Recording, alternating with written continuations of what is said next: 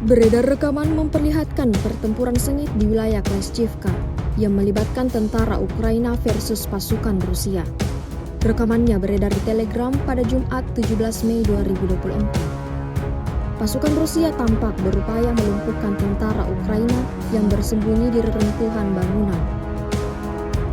Dalam keterangan unggahan disebutkan prajurit divisi senapan bermotor ke-6 Rusia melumpuhkan angkatan bersenjata Ukraina dari rumah ke rumah menggunakan 2 persenjataan.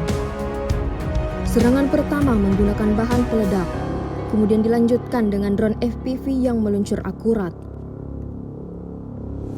Drone merekam ledakan dahsyat posisi militer Ukraina. Rekamannya pun menuai berbagai komentar dari warganet.